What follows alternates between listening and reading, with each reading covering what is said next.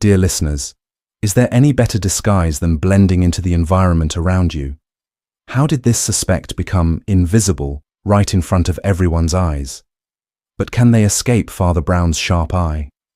Let's begin the story. In the cool blue twilight of two steep streets in Camden Town, the shop at the corner, a confectioner's, glowed like the butt of a cigar. One should rather say, perhaps, like the butt of a firework, for the light was of many colors and some complexity, broken up by many mirrors and dancing on many gilt and gaily colored cakes and sweetmeats. Against this one fiery glass were glued the noses of many gutter snipes, for the chocolates were all wrapped in those red and gold and green metallic colors, which are almost better than chocolate itself, and the huge white wedding cake in the window was somehow at once remote and satisfying, just as if the whole North Pole were good to eat. Such rainbow provocations could naturally collect the youth of the neighborhood up to the ages of 10 or 12. But this corner was also attractive to youth at a later stage, and a young man, not less than 24, was staring into the same shop window. To him, also, the shop was of fiery charm, but this attraction was not wholly to be explained by chocolates, which, however, he was far from despising. He was a tall, burly, red-haired young man with a resolute face but a listless manner. He carried under his arm a flat, grey portfolio of black and white sketches, which he had sold with more or less success to publishers ever since his uncle, who was an admiral, had disinherited him for socialism because of a lecture which he had delivered against that economic theory. His name was John Turnbull Angus. Entering at last, he walked through the confectioner's shop to the back room, which was a sort of pastry cook restaurant, merely raising his hat to the young lady who was serving there. She was a dark, elegant, alert girl in black, with a high color and very quick, dark eyes. And after the ordinary interval, she followed him into the inner room to take his order. His order was evidently a usual one. "I want, please," he said with precision, "1 halfpenny bun and a small cup of black coffee." An instant before the girl could turn away, he added, "Also, I want you to marry me." The young lady of the shop stiffened suddenly and said, "Those are jokes I don't allow." The red-haired young man lifted grey eyes of an unexpected gravity. "Really and truly," he said, "it's as serious as the halfpenny bun. It is expensive, like the bun, one pays for it. It is indigestible, like the bun, it hurts."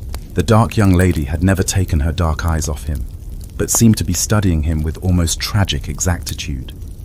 At the end of her scrutiny, she had something like the shadow of a smile, and she sat down in a chair. "Don't you think," observed Angus, absently, "that it's rather cruel to eat these halfpenny buns? They might grow up into penny buns. I shall give up these brutal sports when we are married." The dark young lady rose from her chair and walked to the window, evidently in a state of strong but not unsympathetic cogitation. When at last she swung round again with an air of resolution, she was bewildered to observe that the young man was carefully laying out on the table various objects from the shop window. They included a pyramid of highly coloured sweets, several plates of sandwiches, and the 2 decanters containing that mysterious port and sherry which are peculiar to pastry cooks. In the middle of this neat arrangement, he had carefully let down the enormous load of white sugared cake which had been the huge ornament of the window.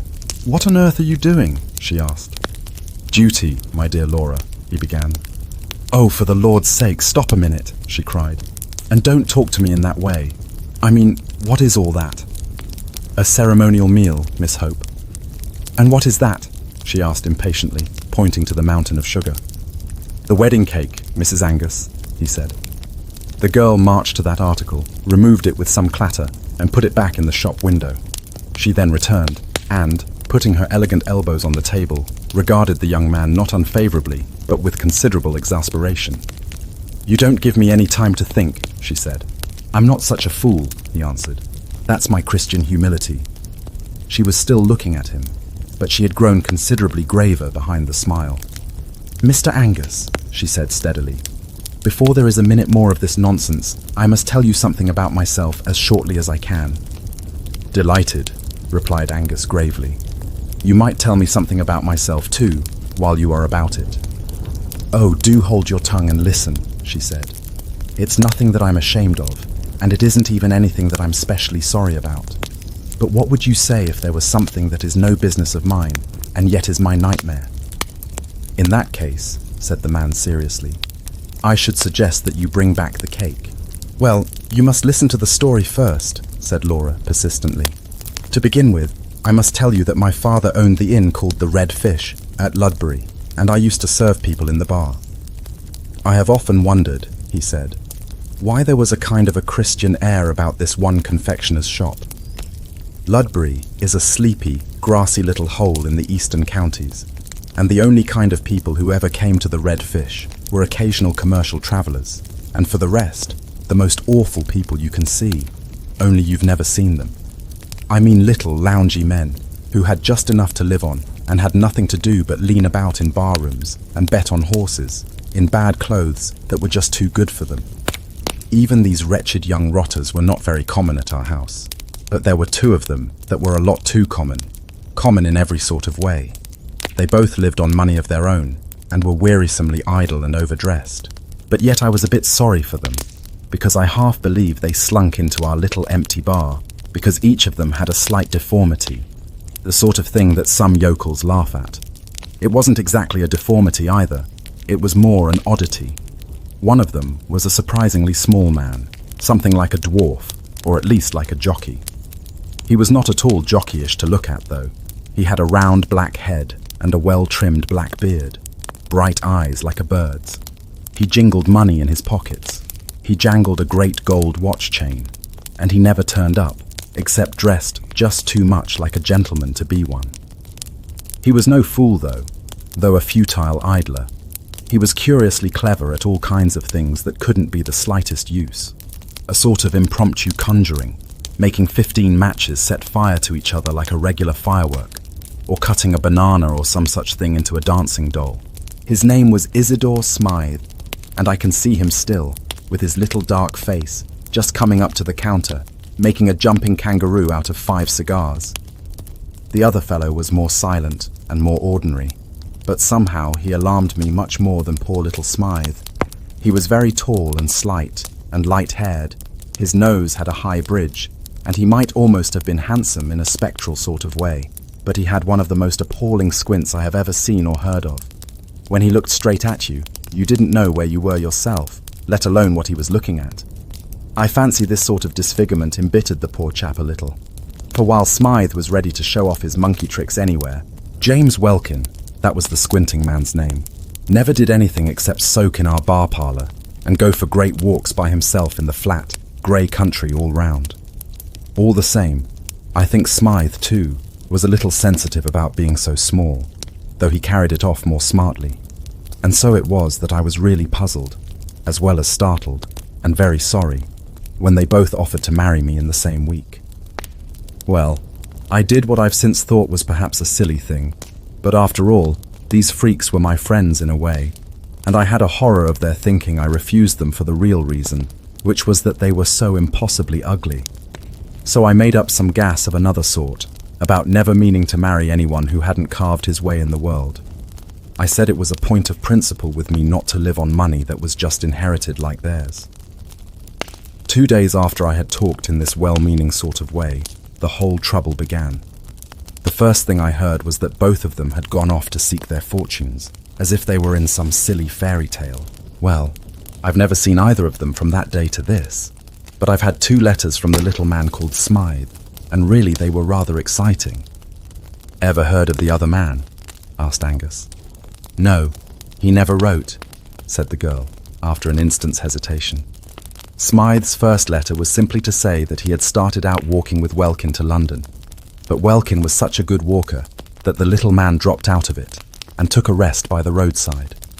He happened to be picked up by some travelling show, and, partly because he was nearly a dwarf, and partly because he was really a clever little wretch, he got on quite well in the show business, and was soon sent up to the aquarium to do some tricks that I forget.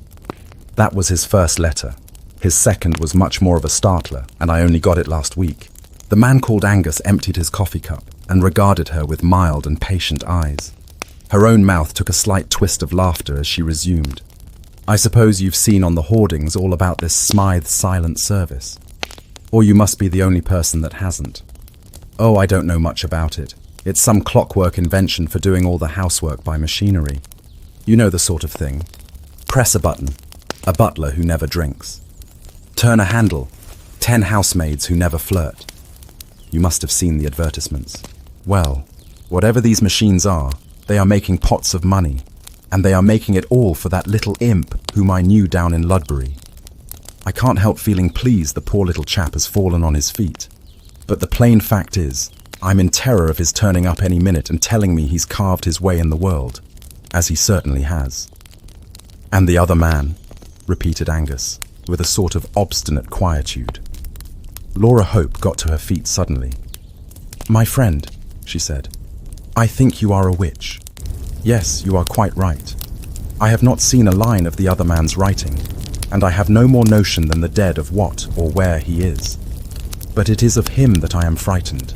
It is he who is all about my path. It is he who has half driven me mad. Indeed, I think he has driven me mad, for I have felt him where he could not have been, and I have heard his voice when he could not have spoken. Well, my dear, said the young man cheerfully, if he were Satan himself, he is done for now. You have told somebody. One goes mad all alone, old girl. But when was it you fancied you felt and heard our squinting friend? I heard James Welkin laugh as plainly as I hear you speak, said the girl steadily. There was nobody there, for I stood just outside the shop at the corner and could see down both streets at once. I had forgotten how he laughed, though his laugh was as odd as his squint. I had not thought of him for nearly a year, but it's a solemn truth that a few seconds later the first letter came from his rival. Did you ever make the spectre speak or squeak or anything? Asked Angus, with some interest. Laura suddenly shuddered, and then said, with an unshaken voice, yes. Just when I had finished reading the second letter from Isidore Smythe announcing his success. Just then, I heard Welkin say, he shan't have you though. It was quite plain, as if he were in the room. It is awful. I think I must be mad. If you really were mad, said the young man, you would think you must be sane, but certainly there seems to me to be something a little rum about this unseen gentleman. 2 heads are better than 1. I spare you allusions to any other organs, and really, if you would allow me, as a sturdy, practical man, to bring back the wedding cake out of the window. Even as he spoke, there was a sort of steely shriek in the street outside, and a small motor, driven at devilish speed, shot up to the door of the shop and stuck there. In the same flash of time, a small man in a shiny top hat stood stamping in the outer room. Angus, who had hitherto maintained hilarious ease from motives of mental hygiene, revealed the strain of his soul by striding abruptly out of the inner room and confronting the newcomer. A glance at him was quite sufficient to confirm the savage guesswork of a man in love. This very dapper but dwarfish figure, with the spike of black beard carried insolently forward, the clever, unrestful eyes, the neat but very nervous fingers, could be none other than the man just described to him, Isidore Smythe, who made dolls out of banana skins and matchboxes. Isidore Smythe, who made millions out of undrinking butlers and unflirting housemaids of metal. For a moment, the 2 men, instinctively understanding each other's air of possession, looked at each other with that curious cold generosity which is the soul of rivalry. Mr. Smythe, however, made no allusion to the ultimate ground of their antagonism, but said simply and explosively, Has Miss Hope seen that thing on the window? On the window? Repeated the staring Angus. There's no time to explain other things, said the small millionaire shortly. There's some tomfoolery going on here that has to be investigated. He pointed his polished walking stick at the window, recently depleted by the bridal preparations of Mr. Angus, and that gentleman was astonished to see along the front of the glass a long strip of paper pasted, which had certainly not been on the window when he looked through it some time before. Following the energetic Smythe outside into the street, he found that some 1.5 yards of stamp paper had been carefully gummed along the glass outside, and on this was written in straggly characters, If you marry Smythe, he will die. Laura, said Angus, putting his big red head into the shop, you're not mad. It's the writing of that fellow Welkin, said Smythe gruffly. I haven't seen him for years. but he's always bothering me. 5 times in the last fortnight he's had threatening letters left at my flat, and I can't even find out who leaves them, let alone if it is Welkin himself. The porter of the flat swears that no suspicious characters have been seen, and here he has pasted up a sort of dado on a public shop window, while the people in the shop— "Quite so," said Angus modestly, "while the people in the shop were having tea. Well, sir, I can assure you I appreciate your common sense in dealing so directly with the matter. We can talk about other things afterwards. The fellow cannot be very far off yet, for I swear there was no paper there when I went last to the window, 10 or 15 minutes ago. On the other hand, he's too far off to be chased, as we don't even know the direction. If you'll take my advice, Mr. Smythe, you'll put this at once in the hands of some energetic inquiry man, private rather than public. I know an extremely clever fellow who has set up in business 5 minutes from here in your car. His name's Flambeau, and though his youth was a bit stormy, he's a strictly honest man now, and his brains are worth money. He lives in Lucknow Mansions, Hampstead." "That is odd," said the little man, arching his black eyebrows. "I live myself in Himalaya Mansions, round the corner. Perhaps you might care to come with me. I can go to my rooms and sort out these queer Welkin documents, while you run round and get your friend the detective." "You are very good," said Angus politely. "Well, the sooner we act, the better." Both men, with a queer kind of impromptu fairness, took the same sort of formal farewell of the lady, and both jumped into the brisk little car. As Smythe took the handles and they turned the great corner of the street, Angus was amused to see a gigantesque poster of Smythe's Silent Service, with a picture of a huge headless iron doll carrying a saucepan with the legend, "A cook who is never cross." "I use them in my own flat," said the little black-bearded man, laughing, "partly for advertisements and partly for real convenience. Honestly, and all above board, those big clockwork dolls of mine do bring your coals or claret or a timetable quicker than any live servants I've ever known, if you know which knob to press. But I'll never deny, between ourselves, that such servants have their disadvantages too." "Indeed," said Angus. "Is there something they can't do?" "Yes," replied Smythe coolly. "They can't tell me who left those threatening letters at my flat." The man's motor was small and swift like himself. In fact, like his domestic service, it was of his own invention. If he was an advertising quack, he was one who believed in his own wares. The sense of something tiny and flying was accentuated as they swept up long white curves of road in the dead but open daylight of evening. Soon the white curves came sharper and dizzier. They were upon ascending spirals, as they say in the modern religions. For indeed, they were cresting a corner of London, which is almost as precipitous as Edinburgh, if not quite so picturesque.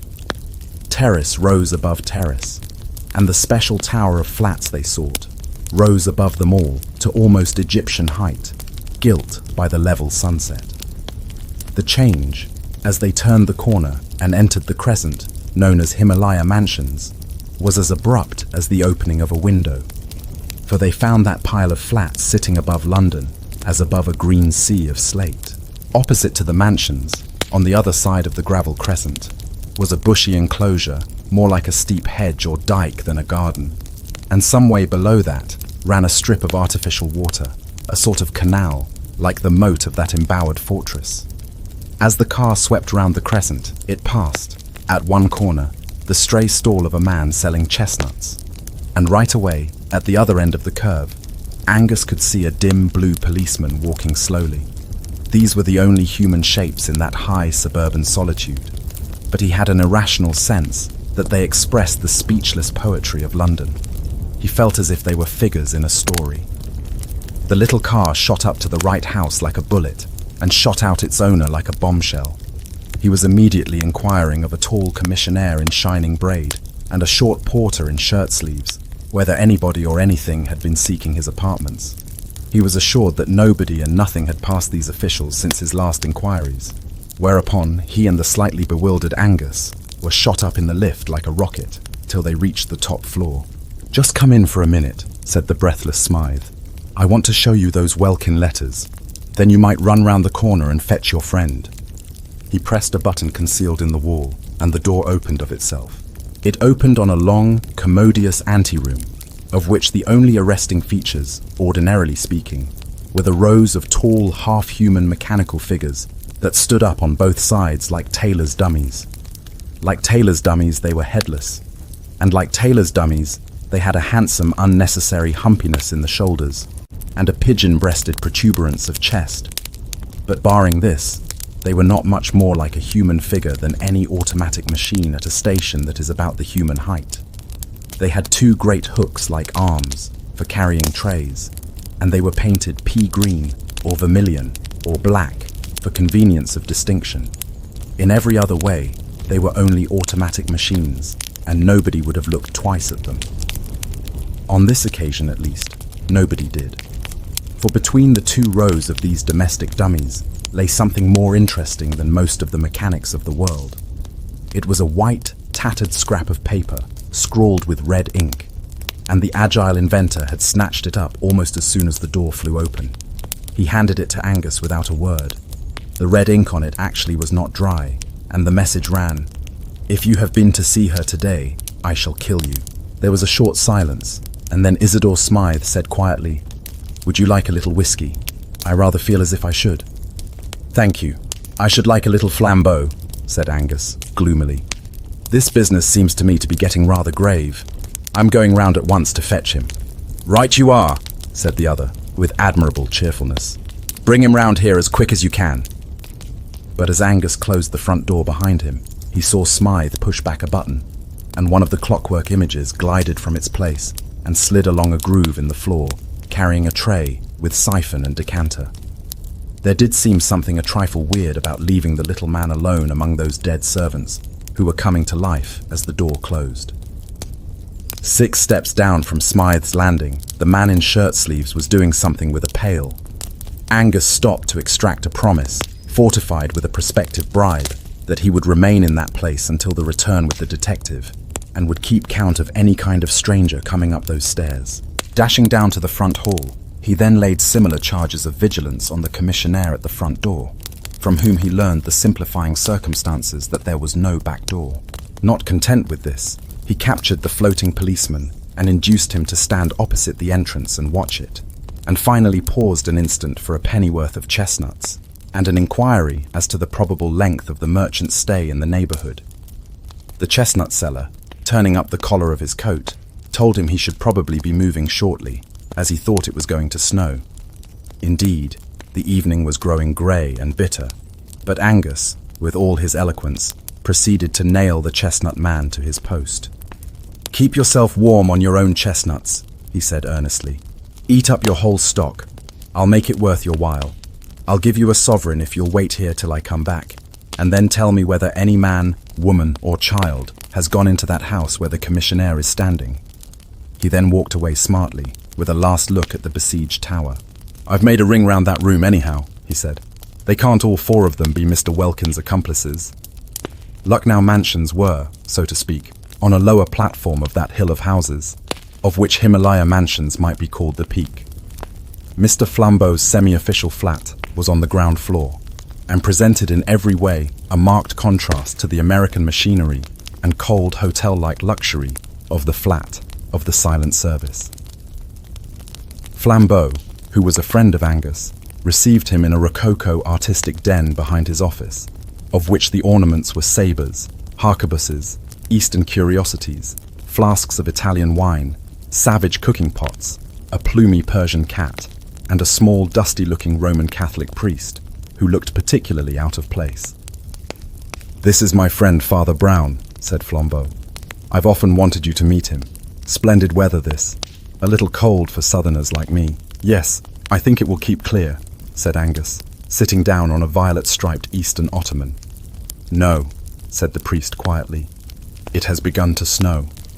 And indeed, as he spoke, the first few flakes, foreseen by the man of chestnuts, began to drift across the darkening window pane. "Well," said Angus heavily, "I'm afraid I've come on business, and rather jumpy business at that. The fact is, Flambeau, within a stone's throw of your house is a fellow who badly wants your help. He's perpetually being haunted and threatened by an invisible enemy, a scoundrel whom nobody has even seen." As Angus proceeded to tell the whole tale of Smythe and Welkin, beginning with Laura's story and going on with his own. The supernatural laugh at the corner of two empty streets, the strange distinct words spoken in an empty room. Flambeau grew more and more vividly concerned, and the little priest seemed to be left out of it, like a piece of furniture.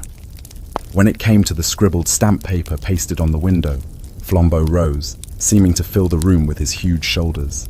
"If you don't mind," he said, "I think you had better tell me the rest on the nearest road to this man's house. It strikes me, somehow, that there is no time to be lost." "Delighted," said Angus, rising also, "though he's safe enough for the present, for I've set 4 men to watch the only hole to his burrow." They turned out into the street, the small priest trundling after them with the docility of a small dog. He merely said, in a cheerful way, like one making conversation, "How quick the snow gets thick on the ground."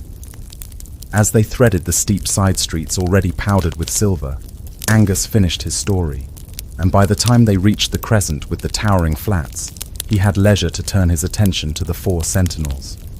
The chestnut seller, both before and after receiving a sovereign, swore stubbornly that he had watched the door and seen no visitor enter.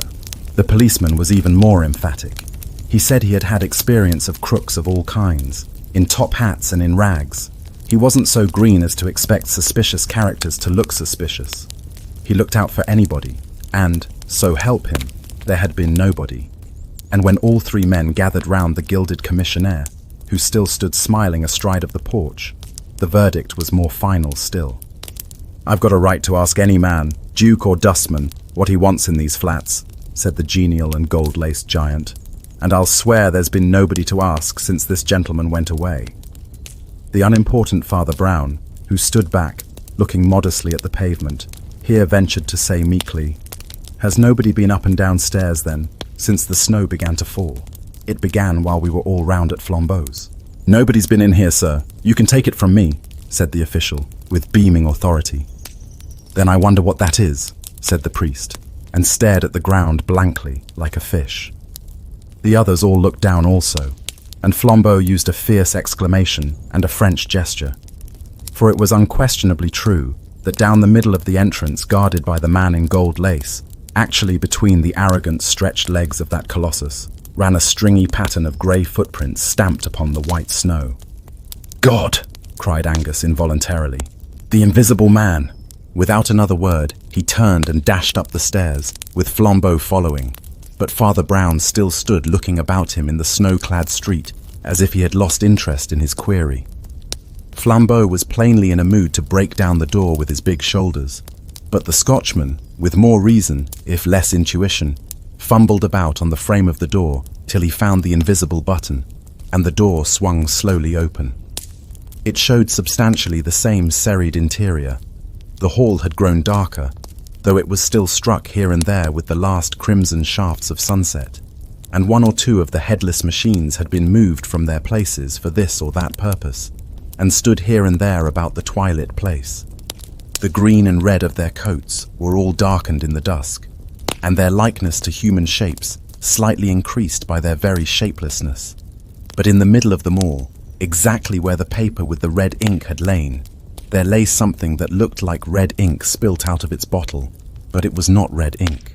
With a French combination of reason and violence, Flambeau simply said, "Murder," and plunging into the flat, had explored every corner and cupboard of it in 5 minutes. But if he expected to find a corpse, he found none. Isidore Smythe was not in the place, either dead or alive. After the most tearing search, the 2 men met each other in the outer hall, with streaming faces and staring eyes. "My friend," said Flambeau, talking French in his excitement, "not only is your murderer invisible, but he makes invisible also the murdered man." Angus looked round at the dim room full of dummies, and in some Celtic corner of his Scotch soul, a shudder started. One of the life-size dolls stood immediately overshadowing the bloodstain, summoned perhaps by the slain man an instant before he fell. One of the high-shouldered hooks that served the thing for arms was a little lifted, and Angus had suddenly the horrid fancy that poor Smythe's own iron child had struck him down. Matter had rebelled, and these machines had killed their master. But even so, what had they done with him? "Eaten him," said the nightmare at his ear. and he sickened for an instant at the idea of rent, human remains absorbed and crushed into all that acephalous clockwork. He recovered his mental health by an emphatic effort and said to Flambeau, "Well, there it is. The poor fellow has evaporated like a cloud and left a red streak on the floor. The tale does not belong to this world." "There is only one thing to be done," said Flambeau, "whether it belongs to this world or the other. I must go down and talk to my friend." They descended, passing the man with the pail, who again asseverated that he had let no intruder pass, down to the commissionaire and the hovering chestnut man, who rigidly reasserted their own watchfulness. But when Angus looked round for his fourth confirmation, he could not see it, and called out with some nervousness, "Where is the policeman?" "I beg your pardon," said Father Brown. "That is my fault. I just sent him down the road to investigate something that I just thought worth investigating." "Well, we want him back pretty soon," said Angus abruptly, "for the wretched man upstairs has not only been murdered, but wiped out." "How?" asked the priest. "Father," said Flambeau, after a pause, "upon my soul, I believe it is more in your department than mine. No friend or foe has entered the house, but Smythe is gone, as if stolen by the fairies. If that is not supernatural, I—" As he spoke, they were all checked by an unusual sight. The big blue policeman came round the corner of the crescent, running. He came straight up to Brown. "You're right, sir," he panted. "They've just found poor Mr. Smythe's body in the canal down below." Angus put his hand wildly to his head. "Did he run down and drown himself?" he asked. "He never came down, I'll swear," said the constable. "And he wasn't drowned either, for he died of a great stab over the heart." "And yet you saw no one enter," said Flambeau in a grave voice. "Let us walk down the road a little," said the priest. As they reached the other end of the crescent, he observed abruptly, "Stupid of me. I forgot to ask the policeman something. I wonder if they found a light brown sack." "Why a light brown sack?" asked Angus, astonished. "Because if it was any other coloured sack, the case must begin over again," said Father Brown. "But if it was a light brown sack, why, the case is finished." "I am pleased to hear it," said Angus with hearty irony. "It hasn't begun, so far as I am concerned." "You must tell us all about it," said Flambeau with a strange, heavy simplicity, like a child. Unconsciously, they were walking with quickening steps down the long sweep of road on the other side of the high crescent, Father Brown leading briskly, though in silence. At last he said with an almost touching vagueness, "Well, I'm afraid you'll think it so prosy. We always begin at the abstract end of things, and you can't begin this story anywhere else. Have you ever noticed this? That people never answer what you say. They answer what you mean, or what they think you mean. Suppose one lady says to another in a country house, 'Is anybody staying with you?' The lady doesn't answer yes, the butler, the 3 footmen, the parlour maid, and so on, though the parlour maid may be in the room, or the butler behind her chair. She says, 'There is nobody staying with us,' meaning nobody of the sort you mean. But suppose a doctor inquiring into an epidemic asks, 'Who is staying in the house?' Then the lady will remember the butler, the parlour maid, and the rest. All language is used like that. You never get a question answered literally, even when you get it answered truly. When those 4 quite honest men said that no man had gone into the mansions, they did not really mean that no man had gone into them. They meant no man whom they could suspect of being your man. A man did go into the house and did come out of it, but they never noticed him." "An invisible man?" inquired Angus, raising his red eyebrows. "A mentally invisible man," said Father Brown. A minute or two after he resumed in the same unassuming voice, like a man thinking his way. "Of course you can't think of such a man until you do think of him. That's where his cleverness comes in. But I came to think of him through 2 or 3 little things in the tale Mr. Angus told us. First, there was the fact that this Welkin went for long walks. And then there was the vast lot of stamp paper on the window. And then, most of all, there were the 2 things the young lady said, things that couldn't be true.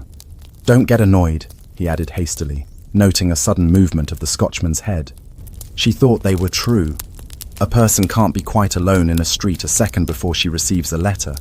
She can't be quite alone in a street when she starts reading a letter just received. There must be somebody pretty near her. He must be mentally invisible." "Why must there be somebody near her?" asked Angus. Because, said Father Brown, barring carrier pigeons, somebody must have brought her the letter. Do you really mean to say, asked Flambeau, with energy, that Welkin carried his rival's letters to his lady? Yes, said the priest. Welkin carried his rival's letters to his lady. You see, he had to. Oh, I can't stand much more of this, exploded Flambeau. Who is this fellow? What does he look like? What is the usual get-up of a mentally invisible man? He is dressed rather handsomely in red, blue and gold, replied the priest promptly with precision. And in this striking and even showy costume, he entered Himalaya mansions under 8 human eyes. He killed Smythe in cold blood and came down into the street again carrying the dead body in his arms. Reverend Sir, cried Angus, standing still. Are you raving mad, or am I? You are not mad, said Brown. Only a little unobservant. You have not noticed such a man as this, for example. He took 3 quick strides forward and put his hand on the shoulder of an ordinary passing postman who had bustled by them unnoticed under the shade of the trees. Nobody ever notices postmen somehow, he said thoughtfully. Yet they have passions like other men, and even carry large bags where a small corpse can be stowed quite easily. The postman, instead of turning naturally, had ducked and tumbled against the garden fence.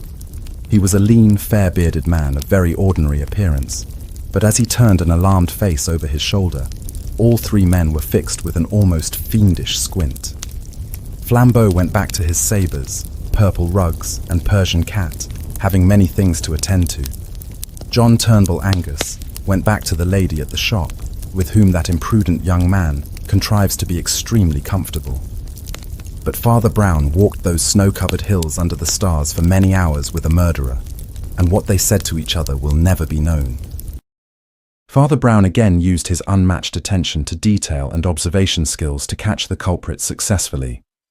Are you curious about what they talked about? Well, did you enjoy today's story? Subscribe to our channel so you won't miss Father Brown's next adventure.